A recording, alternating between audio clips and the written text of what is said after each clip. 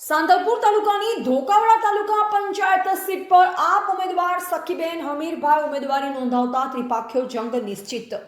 સાંતલપુર તાલુકા પંચાયતની ધોકાવાડા તાલુકા પંચાયત સીટ પર આમ આદમી પાર્ટીના ઉમેદવાર તરીકે સખીબેન હમીરભાઈએ પોતાના સમર્થકો સાથે મેદાનમાં આવ્યા છે। આજ રોજ દ્વારાહી તાલુકા પંચાયત કચેરી ખાતે પોતાની ઉમેદવારી નોંધાવતા સ્થાનિક સ્વરાજની આ ચૂંટણીમાં ત્રિપાખ્યો જંગ નિશ્ચિત બન્યો છે અને સખીબેન હમીરભાઈ ભાજપ અને કોંગ્રેસને 100% ટક્કર આપશે।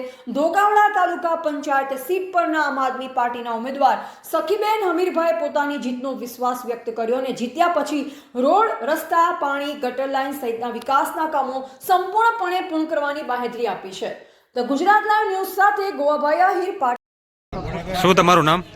મારું નામ અમીરભાઈ ડુંગરભાઈ આહિર, ગામ ધોકાવાડા, તાલુકા સીટ નંબર 3। મારા ધર્મપત્નીને આમ આદમી પાર્ટીએ વિશ્વાસ કરીને ટિકિટ આપી છે, એટલે અમેને એવું લાગે છે કે અમે વિજય થશું એવો અમેને અનુભવ છે।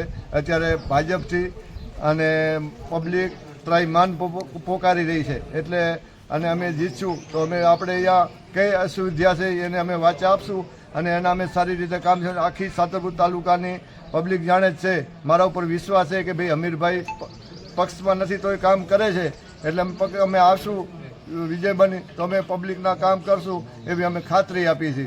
જય જવાન, જય કિસાન।